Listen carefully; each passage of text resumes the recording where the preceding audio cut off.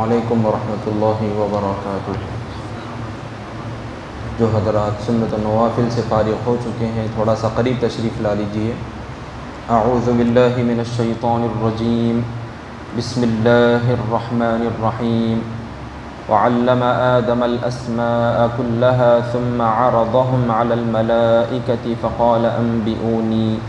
فقال أنبئوني بأسماء هؤلاء إن كنتم صادقين قالوا سبحانك لا علم لنا إلا ما علمتنا إنك أنت العليم الحكيم قال يا آدم أنبئهم بأسمائهم فلما أنبأهم بأسمائهم قال ألم أقل لكم إني أعلم غيب السماوات والأرض وأعلم ما تبدون وما كنتم تكتمون وإذ قلنا للملائكة اسجدوا لآدم فسجدوا إلا إبليس أبى واستكبر وكان من الكافرين صدق اللہ العظیم۔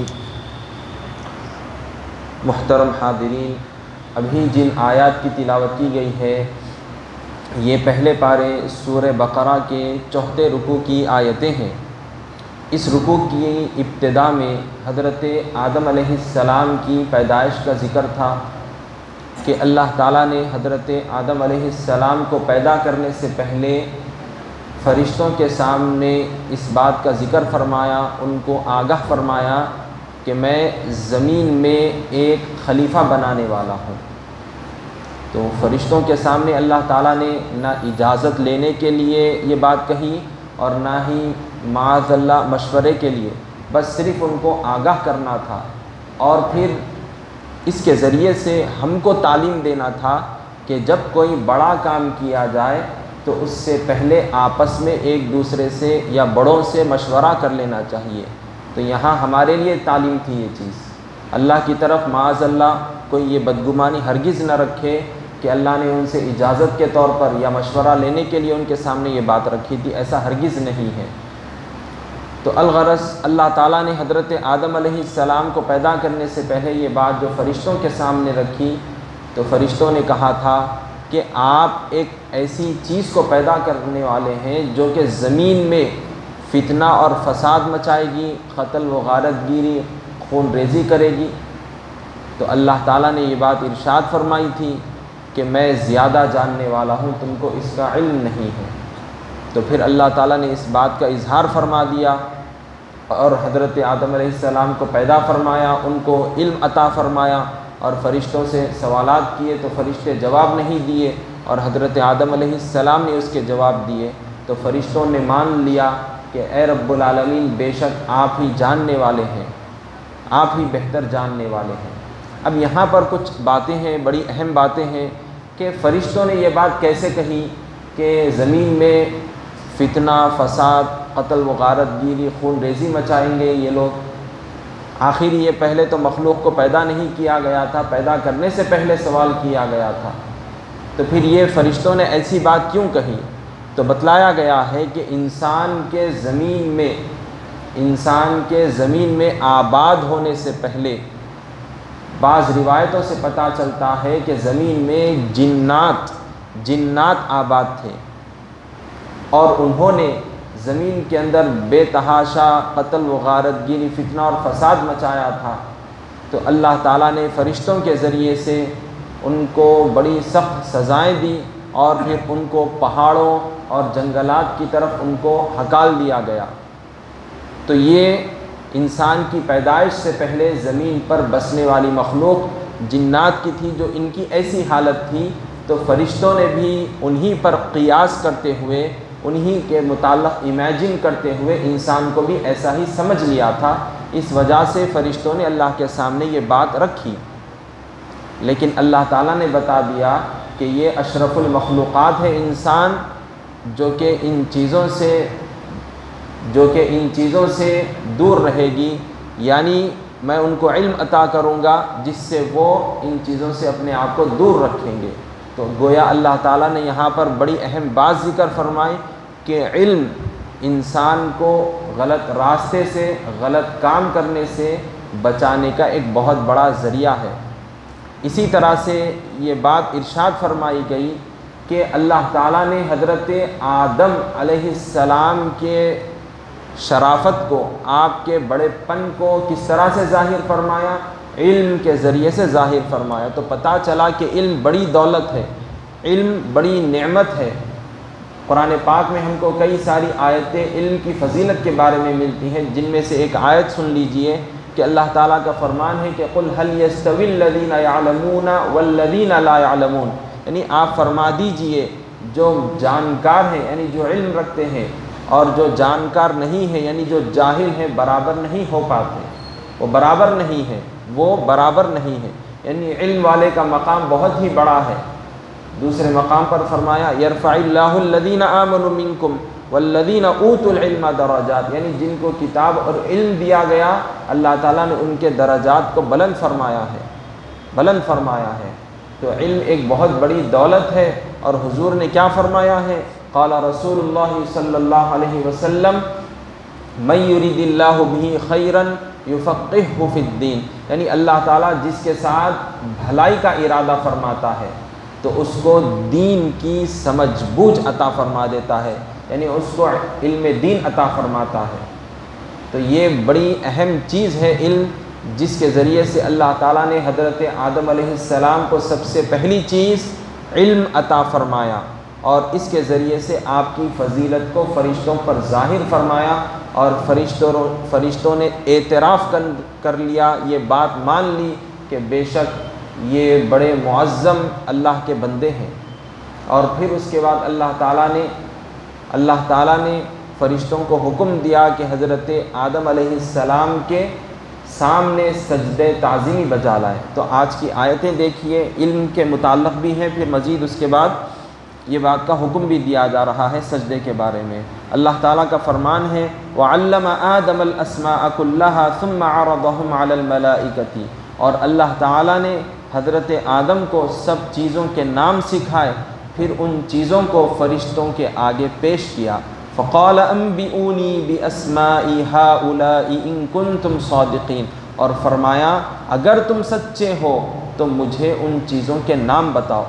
قَالُوا سُبْحَانَكَ لَا عِلْمَ لَنَا إِلَّا مَا عَلَّمْتَنَا، فرشتوں نے کہا پروردگار آپ کی ذات پاک ہے، ہمیں تو کچھ بھی علم نہیں، ہاں صرف اتنا جتنا آپ نے ہمیں سکھایا۔ انک انت العلیم الحکیم، بے شک آپ ہی بڑے علم و حکمت والے ہیں۔ قال یا آدم انبئہم باسمائہم، اللہ تعالیٰ نے حکم دیا اے آدم فرشتوں کو ان چیزوں کے نام بتا دو۔ فلما انبأہم باسمائہم، تو جب حضرت آدم نے فرشتوں کو چیزوں کے نام بتا دیے، قال الم اقل لکم انی اعلم غیب السماوات والارض، حق تعالی نے فرشتوں سے فرمایا کیوں میں نے تم سے پہلے ہی نہ کہا تھا کہ میں آسمانوں اور زمین کی سب چھپی ہوئی چیزوں کو جانتا ہوں، وَأَعْلَمُ مَا تُبْدُونَ وَمَا كُنْتُمْ تَكْتُمُونَ، اور ان باتوں کو بھی جانتا ہوں جو تم ظاہر کرتے اور جو چھپاتے ہو۔ وَإِذْ قُلْنَا لِلْمَلَائِكَةِ اسْجُدُوا لِآدَمَ فَسَجَدُوا إِلَّا إِبْلِيسَ، اور جب ہم نے فرشتوں کو حکم دیا کہ آدم کو سجدہ کرو تو ابلیس کے سوا سب سجدے میں گر پڑے۔ ابا واستکبر وکان من الکافرین، حکم الہی نہ مانا، یعنی اس نے حکم الہی نہ مانا، وکان من الکافرین، اور تکبر کیا اور کافروں میں سے ہو گیا۔ محترم حاضرین، یہاں پر اللہ سبحانہ و تعالیٰ نے حضرت آدم علیہ السلام کی بزرگی کے متعلق علم جو عطا فرمایا اس کا ذکر فرما دیا۔ اب اس کے بعد جب حضرت آدم علیہ السلام کی بزرگی ظاہر ہو گئی تو اب اس کے بعد فرشتوں کو حکم دیا کہ حضرت آدم علیہ السلام کے آگے سجدہ کرے۔ اب یہ سجدہ کس قسم کا ہوتا ہے پہلے یاد رکھ لیجئے۔ کسی انسان کو یا کسی بھی چیز کو خدا سمجھ کر اس کے آگے سر جھکایا جائے، ماتھا ٹیکا جائے، پیشانی ٹیکی جائے، عبادت کی غرض سے، تو پھر وہ سجدہ حرام ہوتا ہے، اس کو عبادت والا سجدہ کہا جاتا ہے، جو کہ صرف اور صرف اللہ ہی کے آگے ایسا سجدہ کرنا ہے، کسی اور کے آگے ایسا سجدہ سمجھ کر کرنا حرام ہے۔ اللہ کو چھوڑ کر کسی کو خدا مان کر ان کے آگے جھک جانا، ماتھا ٹیکنا، یہ حرام ہے۔ یہ سجدہ صرف اور صرف اللہ ہی کے لیے کرنا ہے۔ اب اللہ تعالیٰ نے یہاں پر جو فرشتوں کو حکم دیا تو اس قسم کا ہرگز یہ سجدہ نہیں تھا، کیونکہ اللہ تعالیٰ نے تو انبیاء علیہم السلام کو دنیا میں بھیجا کہ لوگوں کو ایسے کاموں سے روکیں جو اللہ کو چھوڑ کر دوسروں کو پوچھتے ہیں، دوسروں کے آگے سجدہ کرتے ہیں۔ تو پھر اللہ تعالیٰ حضرت آدم کو پیدا کر کے فرشتوں کو کیسے حکم دے سکتا ہے؟ ذرا سوچنے کی بات ہے۔ تو پتہ چلا کہ یہ سجدہ سجدہ عبادت ہرگز نہیں تھا، یہ سجدہ عبادت ہرگز نہیں تھا، بلکہ یہ تعظیم، احترام، عزت کے لیے تھا یہ سجدہ، جس کو سجدہ تعظیمی کہا جاتا ہے، جس میں اس بات کی اجازت دی گئی تھی پہلے کہ کسی کے آگے جو سجدہ کیا جائے، یعنی سجدہ تعظیمی جو کیا جاتا ہے وہ خدا سمجھ کر ہرگز نہیں کیا جاتا۔ سجدہ تعظیمی وہ صرف عزت احترام کے لیے جھکا جاتا ہے، جو کہ پہلے اجازت تھی۔ تو یہ پتہ چلا کہ حضرت آدم علیہ السلام کے سامنے فرشتوں نے جو سجدہ کیا وہ سجدہ تعظیمی تھا، آپ کی ریسپیکٹ، آپ کے احترام اور عزت کی خاطر وہ سجدہ انہوں نے کیا تھا۔ اور دیگر امتوں میں یہ سجدہ تعظیمی بالکل جائز تھا، لیکن حضور صلی اللہ علیہ وسلم کی شریعت میں آپ کی امت پر سجدہ تعظیمی کو بھی حرام قرار دے دیا گیا ہے۔ تو اس لحاظ سے نہ کسی کے آگے سجدہ تعظیمی نہ کیا جائے، کسی کے آگے بھی سجدہ تعظیمی ہرگز نہ کیا جائے، کیونکہ امت محمدیہ میں اس کو حرام قرار دے دیا گیا۔ چنانچہ حضرت سلمان فارسی رضی اللہ عنہ نے، جو کہ کئی سارے راہبوں کے پاس آپ نے وقت گزارا تھا، دین حق کی تلاش میں پھرتے پھرتے حضور کی خدمت میں حاضر ہوئے اور اسلام لے آئے تھے۔ آپ کو پرانی کتابوں کا، تورات، زبور وغیرہ کا آپ کو علم تھا، آپ کو معلومات تھے کہ پہلی امتوں میں لوگ انبیاء کو اور اللہ والوں کو سجدہ کیا کرتے تھے، یعنی سجدہ تعظیمی کرتے تھے۔ تو حضرت سلمان فارسی نے رضی اللہ عنہ نے حضور سے عرض کیا، اے اللہ کے رسول، میں آپ کو سجدہ تعظیمی کرنا چاہتا ہوں۔ تو حضور نے سختی کے ساتھ منع فرما دیا اور کہا کہ یہ چیز جائز نہیں، یہ امت محمدیہ پر اس کو بین کر دیا گیا، حرام قرار دے دیا گیا ہے۔ تو لہٰذا نہ کسی ولی کو، نہ کسی نبی کو، نہ کسی اللہ والے کو، نہ کسی عالم کو آپ یہ سجدہ تعظیمی کر سکتے ہیں، بلکہ یہ چیز ہمارے لیے ناجائز ہے، حرام ہے یہ چیز، اس کو بھی یاد رکھ لیجیے۔ تو الغرض سجدہ تعظیمی فرشتوں نے حضرت آدم علیہ السلام کے سامنے کیا، جو کہ بالکل جائز تھا اس وقت۔ اب دوسری چیز یہ ہے، یہاں پر فرشتوں کے درمیان میں ابلیس بھی تھا۔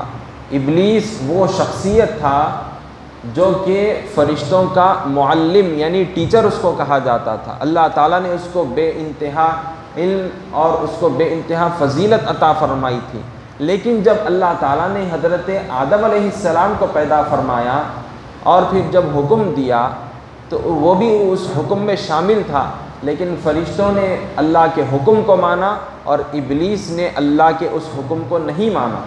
ابلیس نے اللہ کے حکم کو نہیں مانا، حضرت آدم علیہ السلام کے آگے اس نے سجدہ نہیں کیا، اور اس طرح سے اس نے تکبر کیا یعنی اپنے آپ کو بڑا مانا اور حضرت آدم علیہ السلام کو بالکل معمولی جانا۔ اس نے یہ نہیں دیکھا کہ کون حکم دے رہا ہے، اللہ تعالیٰ حکم دے رہے ہیں، تو بس اللہ تعالیٰ جو حکم دے وہ ہم کو کرنا ہے، اس میں ٹال مٹول یا سوچنے کی کوئی ضرورت نہیں، بس یہ اللہ کا فرمان ہے، برابر ہم کو لبیک کہنا ہے، حکم بجا لانا ہے۔ لیکن ابلیس نے ایسا نہیں کیا اور اس نے تکبر کیا، اس وجہ سے اس کو اللہ کی بارگاہ سے دھتکار دیا گیا، اس کو مردود قرار دیا گیا، اور اس طرح سے اس کو جو فضیلت حاصل تھی، فرشتوں کا ٹیچر تھا، وہ ساری چیزیں اس سے چھین لی گئی، اس کو دھتکار دیا گیا، اس کو ذلیل کر دیا گیا، اس کو وہاں سے نکال دیا گیا اتنے بڑے مقام سے۔ تو الغرض اس نے تکبر کیا۔ تکبر یہ ایک ایسی خطرناک بیماری ہے، یہ اتنا بڑا گناہ ہے، اس کو گناہ کبیرہ کہا گیا ہے، جس سے ہر مسلمان کو بچنا ہے۔ تکبر کس کو کہا جاتا ہے؟ اس کے متعلق بتلایا گیا ہے، حق کی مخالفت کرنا یہ تکبر کہلاتا ہے، اور کسی کو معمولی سمجھنا یہ تکبر کہلاتا ہے۔ تو پتہ یہ چلا کہ حق کی مخالفت کرنا اور دوسروں کو معمولی سمجھنا، بے عزت سمجھنا، کمتر سمجھنا یہ تکبر کہلاتا ہے، جو کہ بالکل ناجائز ہے یہ عمل، اور یہ اللہ کو ناراض کرنے والی چیز ہے۔